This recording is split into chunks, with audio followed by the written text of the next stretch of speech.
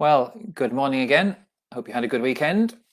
I said on Friday that we would go back to Ephesians chapter 3, verse 8, with that phrase, the unsearchable riches of Christ, as Paul says. That was his commission, his privilege, to preach the unsearchable riches of Christ.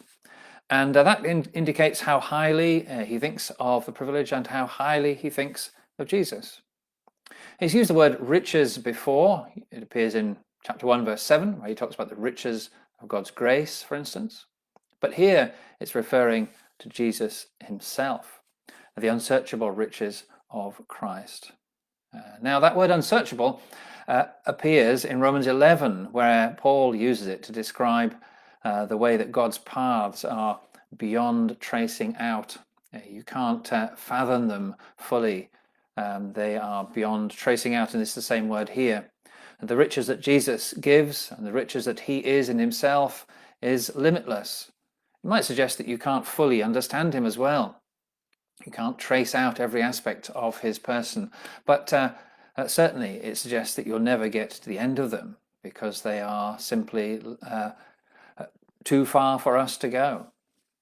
You know, there are popular ideas about the benefits of religion, and they're not unhelpful to see the studies that there are that show that people who are committed in their religious faith tend to be happier, healthier, their families are more stable, and so on. But that doesn't get to the bottom of what this phrase is about.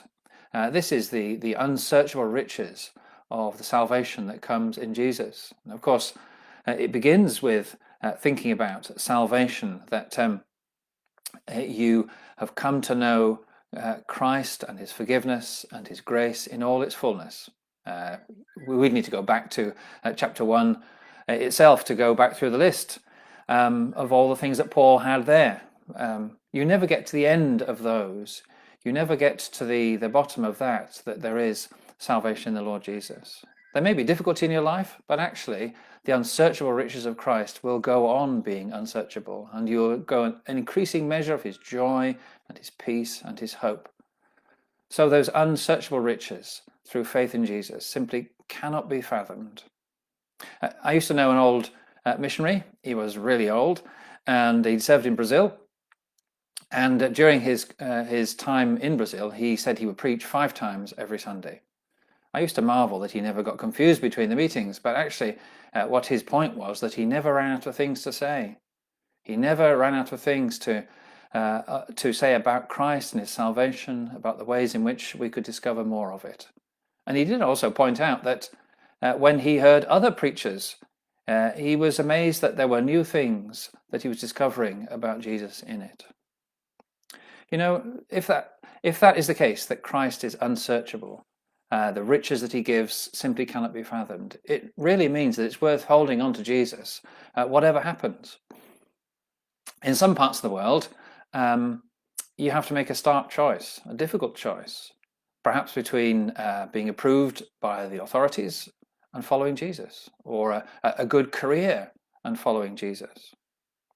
In Hebrews, the writer says that Moses had this sort of choice to make when he had to follow either what God was doing and lead the people of Israel, and that meant he would surrender all the benefits of being in the Egyptian royal family. Well, he made that choice, and it says he regarded disgrace for the sake of Christ as of greater value than all the treasures of Egypt, because he was looking ahead to his reward. You know, he deliberately contrasts the riches that there were on offer, the treasures of Egypt, or the riches, I suppose, of Christ. Paul had to make that choice too. He surrendered what would have been a good career in the Jewish hierarchy to become an apostle of Christ. Now, most of us in the West don't face that stark choice. It's not quite that harsh for us. But there may be at some point in your life a choice you have to make between Christ and the riches that he offers, or something else, a career, or someone else, for instance, somebody who doesn't follow Jesus. Are you going to marry them, for instance? You have to make that difficult choice. Well, to know Jesus is to discover unending riches, as he says here, unsearchable riches of Christ. Those things cannot be taken away. The riches of our society and our world are threatened at the moment with the pandemic. Our economies are being brought low. just very quickly. But treasure in heaven is what Jesus would say himself. Treasure in heaven is completely safe. His riches cannot be fathomed out, and they cannot be lost. So hold on to him. Well, I think tomorrow morning I'm going to have to broadcast earlier than usual, but since it's live, those of you who watch this at around 10:30 will be able to watch it then, because the advert will come up in Facebook to say that it's been done. So hope to see you tomorrow.